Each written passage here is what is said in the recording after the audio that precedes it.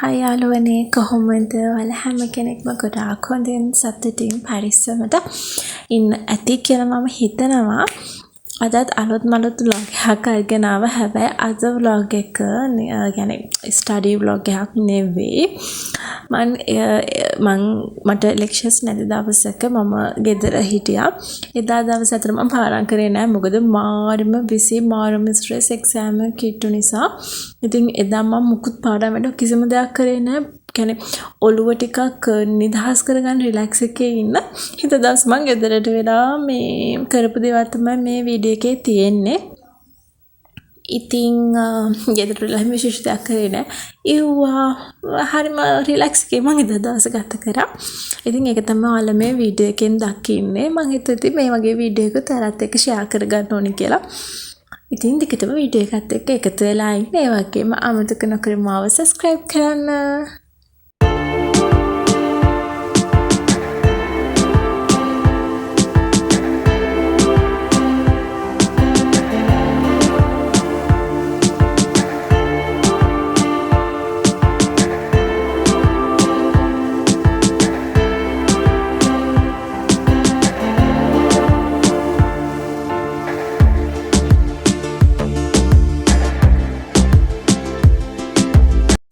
එහෙම ලොකු විශේෂ දෙයක් නෙවෙයි. ඉතින් අපි හැමෝම හදන විදිහට පරිප්පුවකුයි හාල් මැස්සෝ සම්බලයකුයි තමයි මම හැදුවේ.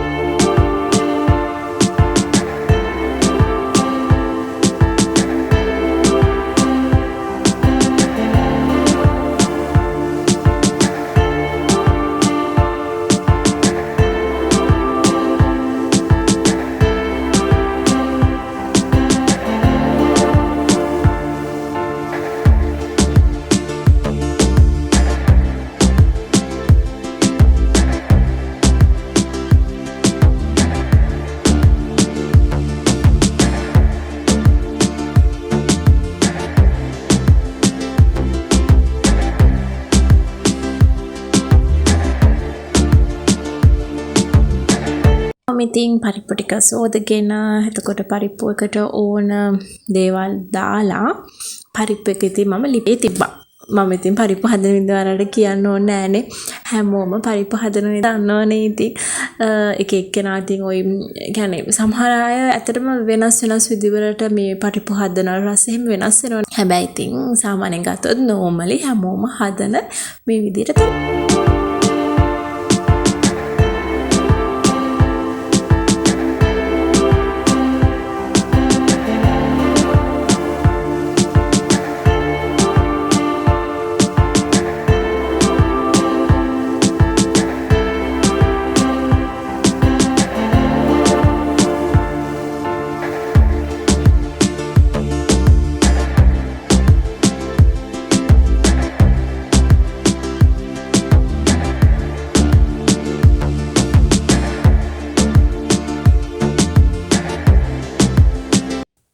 හරි මම පරිප්පු එක ලිපේ තිබ්බා. පරිප්පු එක මම ලිපේ තිබ්බේ වතුරෙන්. ඒ කියන්නේ අද පරිප්පු එකට පොල් කිරි දාලා හදන්නේ නැහැ. වතුරෙන් ලිපේ තියලා ඒ වතුර එක හිතුනට පස්සේ පොල් තෙල් ටිකක් දාලා ගන්න එක තමයි කරන්නේ. මේ මොකදද පොල් කිරි වලින් හදන්නේ නැත්තේ අනේ මට පොල් ගන්න හරිම කම්මැලි ළමයි.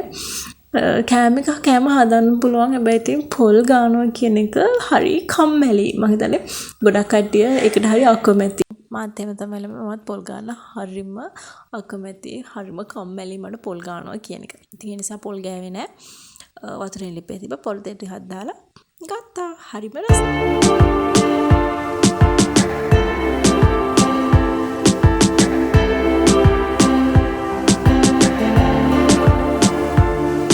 හරි ළමයි මේ හදන්නේ හාල් මැස්සෝ සම්බලේ. තෙල් ටික ලිපේ තියලා තෙල් ටික රත් වුණාට පස්සේ මුලින්ම හාල් මැස්සෝ දානවා. හාල් මැස්සෝ ටික බැදුරට පස්සේ තමයි ලුණු ඒ ටික දාන්නේ. දැන් ඉතින් උයලා ඉවරයි. දැන් උයන්න පාවිච්චි කරපු භාජන ටික හොදනවා.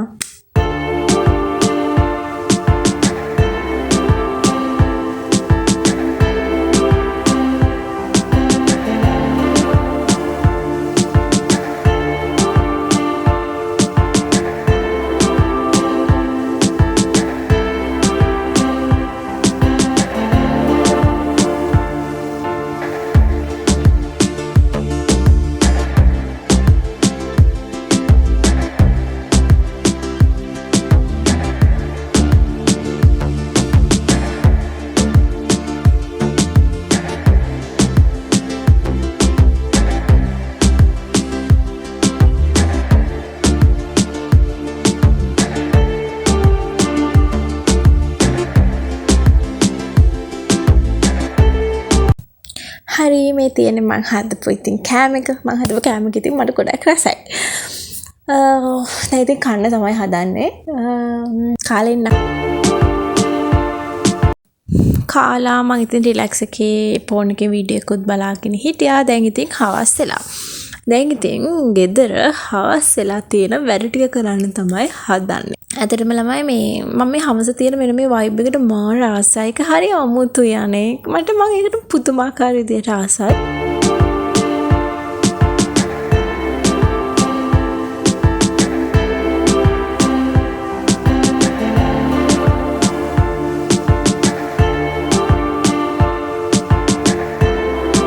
මම ගොඩක් ආසයි අර يعني ඉර බැහැගෙන යනවා. එතකොට හුළඟත් ගොඩාක් තියෙනවා.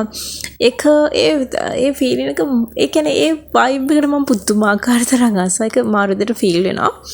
දැන් ඉතින් මම මේ හවස තේ එකක් හදාගෙන බොන්න තමයි ළමයි හදන්නේ. තේ එකක් බීලා ඊට පස්සේ තියෙන වැඩ ටික කරමු.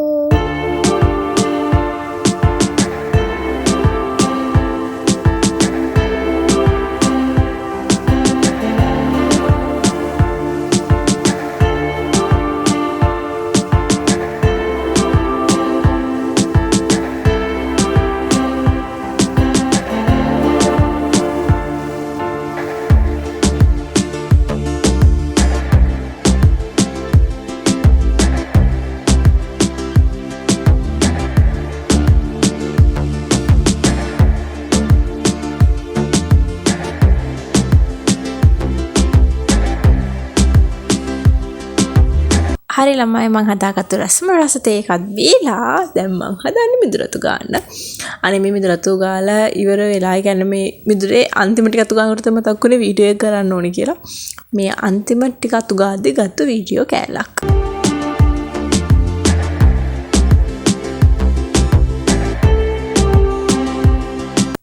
ඊට පස්සේ ළමයි මිදුරතු ගාලා ඊට පස්සේ මේ දැන් ඉතින් මේ පහන තියන මම මල් කඩනවා ළමයි.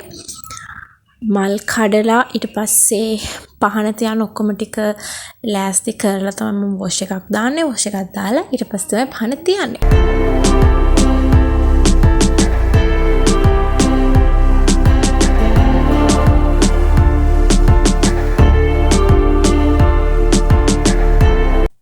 හරි ළමයි දැන් ඔක්කොම ටික කරලා මම වොෂ් එකකුත් දාගෙන ඇවිල්ලා පහන තිබ්බා. ඉතින් මම හරි මාසයි ගෙදර ලයිට් දාන්න කලින් පහන තියන්න. ගෙදර මුලින්ම පහන ආලෝකේ ලැබෙනකොට තමයි මම කැමති. ඊට පස්සේ පහන තිරුණාට පස්සේ ගෙදර ලයිට් දානවා. ඒක තමයි අපේ ගෙදර හැමදාම වෙන්නේ. ඉතින් මම මේ වීඩියෝ කරන්නේ ළමයි පොසොන් පොය දවසට කලින් දවසේ. ඉතින් එදා රෑ හඳ මාරම ලස්සනයි. මොකද පොය දවසට කලින් දවසේ එතකොට හඳ තියෙනවා. ඔයාලට මේ පේනවනේ මාරම ලස්සනයි. මම පුදුමාකාර තරම් ඒකට ආසයි. කියන්නේ හඳ පිළි අර ගස්වල කොළ අතරින් වැටෙනකොට ඒක මාරම ලස්සනයි. ඒක මාරම හිතට මාර සැනසීමක් ගේන නිකන් භාවනාවක් වගේ. මං එළියේ ඉඳගෙන ඒක දිහා ගොඩාක් කියලා බලන් හිටියේ. මං පුදුම තරම් ඒකට ආසයි. හරි ළමයි මං අදට මේ vlog එක මෙතනින් ඉවර කරනවා. අපෝ අලුත් vlog එකක් අරගෙන එන්න. එතකන් ඔයාලා හැමෝම සතුටින් පැරිසට හෙනාලා ඉන්න. අමුතු කෙනෙකුට මාව subscribe කරන්න මං කියලා නම් සන්නයි. bye.